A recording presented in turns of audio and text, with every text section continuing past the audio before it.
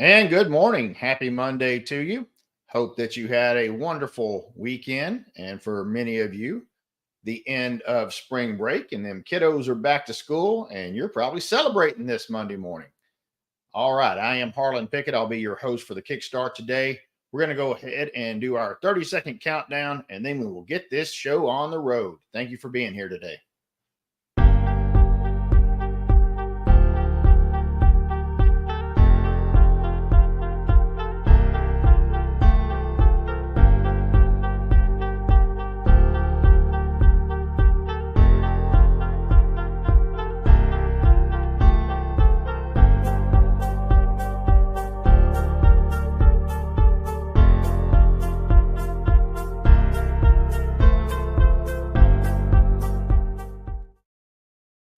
All right, and good morning. It is great to have you with us today. My name is Harlan Pickett. I am the president of Eagle Care Health Solutions. I have been in this industry for about 20 years, have learned a lot, have made a lot of mistakes. And one of the mistakes that I made was not keeping up with the pulse of my industry for a number of years. Once I realized that understanding what was going on could help me be a better advisor and consultant to my clients, then I have dug in deep and have been doing it for a number of years. In the last couple, I have decided that it is now my duty to share that with you to help all of us become better advisors so we can lead the revolution into offering new and better health plans to our clients. So that is why I do this. I believe that it is really part of my journey to help others understand that there are better options out there, but you got to know what the problem is and you got to know what the industry is doing to be able to understand that. All right, we're going to jump right into this thing then. One thing I do want to point out is you can put in your questions or comments in the chat. If you do that, then we'll be able to answer those as we move along here, or we may, depending on what they are, we may wait till the end of the event to also look at that. So once again, thank you for being here, and away we go. All right, we're going to talk first of all about something I think many of us see, but we don't realize the depth of how big an issue it is in many cases. But a new study came out, and this study was by Patent. I don't know. I can't say it right. Anyway, it's talking about workplace Americans. Okay, so these are folks that actually get their insurance through their employer. In over a 6-month period of time, they interviewed literally thousands upon thousands of people to find out what was going on with their workplace insurance. We hear these numbers and it is startling, but I believe that in this one, they asked the extra questions that helped us really pinpoint that it's not just who we may think it is. A majority of these folks that respond to this actually made more than the average American. So that means that their income was north of the 54-ish thousand that the average American makes. That is then very telling about the issues that were going on there. Another thing is 1/5 of those that were responded to the survey actually made more than 100,000. So these folks, what we would think as a society is they are very, very well off, and they should not have the issues that we're going to talk about here in a second. And then 46% of the folks that responded actually had managerial of some type. They had some type of managerial position that, once again, means they're a little bit higher up that food chain. You would not expect some of the issues that are going on there. The big problem there is that most folks are unable to afford some of the medical things that they need. One of these is because they had to reach their deductible. In many cases, they had to reach a deductible before anything would be paid for. And so this study pointed out that about 69 million Americans that have workplace insurance did not meet their deductible in 2023. So because that happened, 40% of workplace insured Americans delayed care due to how much it would cost them. And sometimes that cost wasn't even a lot, we would think, but it could be to those. But I thought that the one thing I really liked about this survey also is they broke it down to, well, what did they delay? What did they not do? 32% actually delayed their regular visits and checkups. That kind of goes in with the number that says 61%, totally different survey, but 61% of Americans don't go to the doctor unless they're sick. So here we go. That kind of falls in with it when 32% are saying didn't get my regular visit or checkup. Now, remember, on these sponsored plans, they should be covered 100%, right? These plans, there's zero cost for your preventative care. So why did they delay their regular visit and checkup? I think that's we could dig into that. This is probably not the place for that, but I would say that there's some interesting reasons behind that I have seen in the past. 25% of the people surveyed still had not received the care that they needed at the time of the survey. 38% said their health got worse because they delayed care. Not surprising there at all.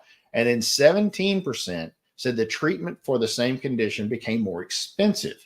So I waited, then I still had the same thing, but maybe because it got worse, now it's actually going to require a more expensive treatment. They on this particular survey, they have a bunch of different case studies, as it were, or stories, testimonials of people that had actually had situations where they couldn't afford things. One that kind of stood out to me was someone who put on here that they are an engineer. They're an engineer with a master's degree and have a very, very good job, but they actually had to take a job as a cashier at a pharmacy just so they could afford their medications.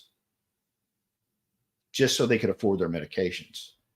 So they have a chronic condition. They have a very good job, engineer with a master's degree on a very good health plan, could not afford their medications and had to take a second job just to afford those. That ain't right. Then, a couple of other things that they talked about here is 17% left their jobs because they got better health care somewhere else. That's pretty tough if you're an employer.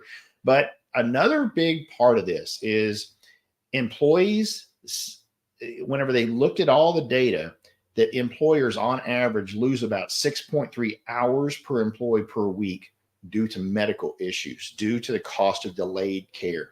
So this is a pretty big deal, folks. I believe that this study really opens up a lot of things that a lot of us have seen.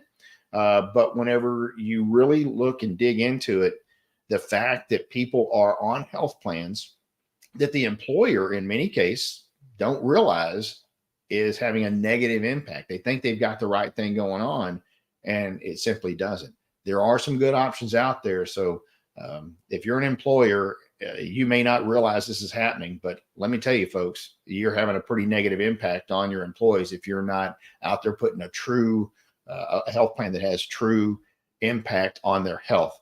You got to put health care into your health plan, or else they're just not going to get any. So just keep that in mind as we're going along here. All right. So the 2024 budget is out, and there are a few things that are in there that affect health care. There's a number of things, I guess, across the board that would affect healthcare. We're just going to hit on a few of those. One of those is that Medicare would be funded perpetually. Currently, that fund, that Medicare fund, was projected to run out in 2031. That's not too far away, right? We're talking about just a short period of time before that ran out of money. But the new proposal, once again, this is not a approved budget, but the new budget would put an additional Medicare tax on Americans making more than $400,000 a year that would help continue to fund that, so that it would not run out of money. And then, of course, that budget also continued. It moved forward the negotiations on medications and even increased the number of medications that can be negotiated by Medicare over the next few years. So that's another thing that it did. One of the more interesting, I think, fundings also that was in there was for Medicaid. And not just because it gave additional money to Medicaid, that's fine, but there are still 10 states that have not expanded Medicaid. And so what these additional monies would do would create a Medicaid-like coverage for people in those 10 states. Kind of an interesting deal right there. Being in Texas, where we do not have that expanded Medicaid, that would obviously affect us. There's no real definition of what that's going to look like, but it is in the proposal to in the 10 states. Once again, Texas being one of those that has not expanded Medicaid, a Medicaid-like coverage would be offered to individuals. A couple of the other things, money once again towards the opioid crisis, some maternal health and health equity, telehealth access. Now, the telehealth access they're talking about is increasing the infrastructure for internet so that more people would have quality internet so that they could receive telehealth services. A big one that, of course, is going on right now is cybersecurity. So looking at putting a lot of money in towards cybersecurity, a lot of education, and especially helping some of the hospitals to upgrade their cybersecurity so we don't have a reoccurrence of some of the things that have happened. And, we got the big Change Healthcare thing, which we'll do an update here in just a few minutes. But there's been a number of hospitals over the last year and a half that have also been impacted in a pretty serious way. So that's just a few of the things that are going on with the budget. So as things are kind of develop more, we'll keep you up to date on what's going on there. One of the interesting things that kind of brought to light what can happen in a situation where all of a sudden you have a battle between one of the large insurance companies and a big health system. The more these systems consolidate, the hospital systems and the healthcare systems, the more power they have. But quite honestly, it pales in comparison to the size of the insurance companies now. They have so much power because of how huge they are. And I think this battle between United Healthcare and Mount Sinai out of New York is just another example of that. We're looking at providers. I mean, everything's coming to a head this week, and we're looking at a number of residents in New York that may lose access to the providers as being in network. Now we know that especially if you're on some type of HMO plan, that means that you're not going to see them at all unless you're paying a lot of, paying fully out of pocket. And if you happen to be on a PPO network, then typically you're going to pay more. So what we're seeing across the board there is a lot of folks saying, "Hey, I'm losing my doctors. In essence, I'm losing them because I won't be able to move forward in this." Now, imagine if you're in some type of treatment. One of the folks that had some comments on this was, I'm losing my primary care doctor. I'm losing my specialist. I'm losing my physical therapist because I'm still in recovery from an accident. And so when you look at a situation like that, this is pretty dire. Now, the interesting part of this is, think about this. We're talking about March 22nd. So, end of this week is when all this could that's it. Your doctor's not in network anymore. Well, when you consider that for a second, this would have been much better information for these individuals to have, say, in October or November of last year. Now, while they did receive letters that this was possible, it was really put as, hey, just a heads up, you need to change your plan. But when your plan goes from year to year, or whenever you cannot change your plan in the middle of the year, right? Because losing your provider is not a special enrollment period. When this happens, then you're just kind of stuck. There's nothing you can do to change plans now. But if you're in treatment for something and you cannot get that continuity of care because now you're out of network, what do? It really doesn't seem very fair or even makes sense in many ways for you to be able to lose your access to your doctor that in good faith you sign back up with a plan expecting them to be there throughout the rest of the year. So these negotiations that are going on, because states do have the authority to stop these things from happening in the middle of the year, but it simply hasn't happened. So it'll be interesting to see if this is a tipping point. I mean, it's happened so many times, I doubt if it will be, but this one is pretty much in the limelight because of who it's affecting. And so I think it'll be very interesting going forward what happens in that. Now, another thing that is affecting this is because One Medical, Amazon, of course, owns One Medical now. And because they actually have a contract with Mount Sinai to use their agreements with insurers, then this can be affected too. People that are using lose their in network in this case as well. So very interesting. We'll keep an eye on this and kind of let you know what's going on. All right. So we're going to go ahead and give an update on what's going on with the Change Healthcare data breach. I'll tell you, the Hospital Association, the American Hospital Association, has been obviously very involved in this. They did a study of 1,000 hospitals between March 9th and March 12th and found out that 94% of hospitals have felt an impact from the attack, and more than half of those have been significant or serious impact on what has happened, on losing stuff. So 82% reported that they had a cash flow impact. 33% reported the impact of over half of their revenue. Okay, think about that. Half of your revenue impacted. So that's going to make services obviously not where they should be. 66% said it impacted revenue of 1 million or more. Let's see what else is important in this one. 74% said that it had a direct effect on patient care. So through no impact of your own, or through no, nothing that you could have done as a patient, all of a sudden you're impacted by this situation, and really the lack of response, of quick response for this. So, one of the things that I think is interesting is they were promoting that you should be doing workarounds, right? You should be changing your clearinghouse. Well, part of that survey, 67% said it's difficult or very difficult to change clearinghouses, and that 81% of the workarounds have only been somewhat successful. And then over 10% said that they were completely unsuccessful. So there's absolutely nothing that could be done there. This has been such a dramatic effect on our healthcare system that I think there's got to be some actions taken. Obviously, it was important enough that the White House even called the CEO of United Healthcare into they say, hey, come on down to the White House. We got some questions for you.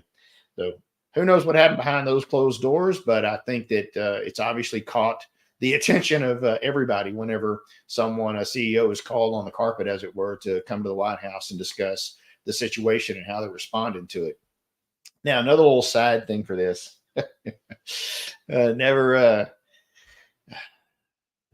I guess the best way to say it is I'm not the biggest fan of United Healthcare, but never leave it to them to not take advantage of a situation to help benefit themselves, right?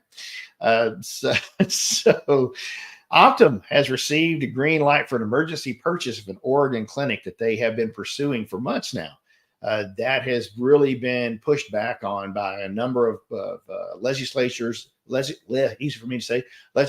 in Oregon, and also a lot of the public they did not want this to happen. The Corvallis Clinic has been in some financial stress over the last year or so, but this has pushed it to the next level. So they 100% use Change Healthcare as the processing of their claims. So in essence, they had no more income coming in whatsoever. It stopped all of their cash flow. So because of that, Optum jumped in to save the day and said, hey, here we are. We've got you. If you'll go ahead and give us the emergency to make this purchase, we'll be able to save these guys. So Optum to the rescue, right? Well, just keep following us, and we'll keep you updated on all the other craziness that happens on this. But don't think it's over. There certainly is more to come on this. All right, and finally, last week we talked about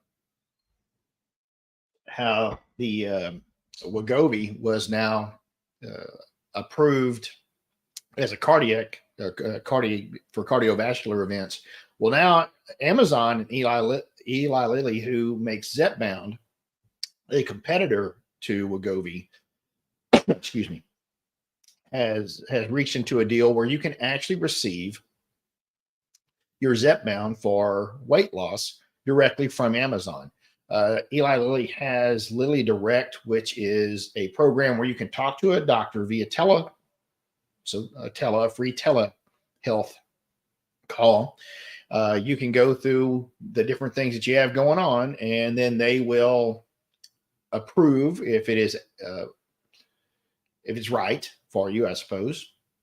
If it's the right form of treatment, you can get your Zepbound directly delivered to you from Amazon.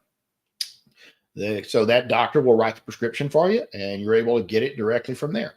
So I think that's a very interesting thing that has happened, because it kind of gets your own personal doctor out of there. If you have decided that you want to do this and you want to take this medicine and you have the funding for it yourself, then you can kind of in round your doctor and go directly to Lilly Direct through the Amazon platform, and in essence get this medication if this doctor agrees that it's the right treatment for you.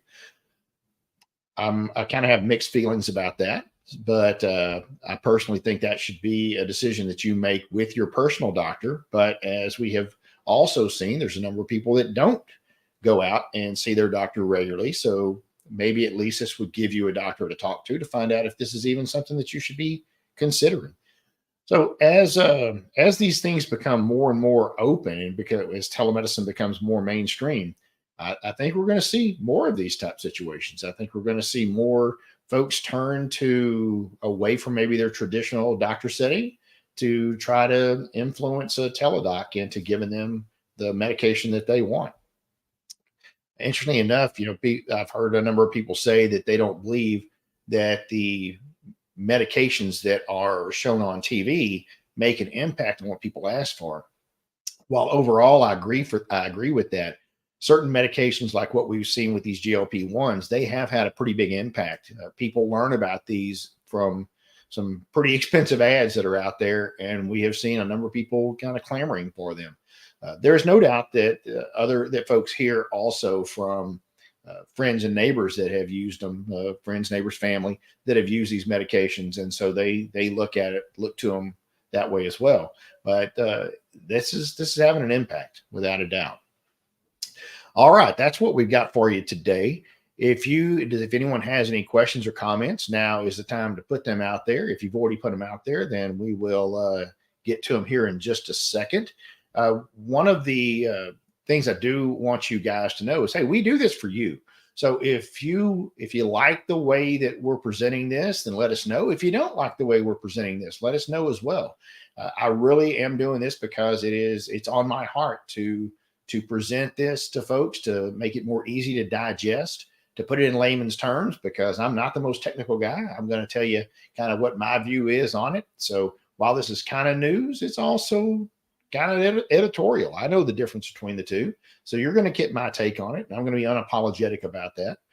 But if you want something different, then hey, let me know. I'll be happy. We changed it to this format because folks wanted to see it a little bit differently. So we are across multiple platforms, and we are providing the information and the insights based kind of on what my experience has given you. So do we have any comments or any questions today? Doesn't look like that we do, but I want you guys to know I do appreciate you taking time out of your day. If you're listening to this on a recording, please don't forget to put whatever comments that you have in we will follow this stream, in other words, and please leave your comments or your questions in the event afterwards, and we'll get to you as well and answer your questions. Once again, thank you everyone for being here. Everyone have an extremely blessed week, and we will catch you next time on the Kickstart. Couple of quick things to remind you of. Next Tuesday, the 26th, we will have our latest episode of Why Does Healthcare Suck? We're going to once again talk to some employers. We have some employers that have been successful in transitioning to alternative funded plans, and want you to hear about what they've done. We also are going to have some input from a very interesting young lady that has worked with a number of municipalities and cities, and she has seen things that they have done that have not worked. I think you're going to want to hear that as well. because those case studies in many cases are just as important as knowing what did work so that you can avoid what happened there. So that is 11 o'clock Central Time next Tuesday, March the 26th. Why Does Healthcare Suck? It is a live audio event on LinkedIn. So you guys be sure and check that out. And then you can always catch my variety of different guests on the Health and Wealth Power Hour. That is released every single week. If you want to see all the guests that I've had in the past and kind of peruse through at your own accord, then you can go out to hwpowerhour.com. If you want to learn more about what we do at Eagle Care, go out to eaglecare.com. Love to talk to you about the very innovative solutions that we offer to small businesses. We can also work with larger size businesses as well, but those small businesses are near and dear to our heart, and those who we have helped for a number of years. Love to talk to you about what we can do to help your business, or if you're a broker out there, how we can help you help your clients. All right, everyone have a blessed week. Thanks for being on the Kickstart. We'll catch you next time. We are out of here.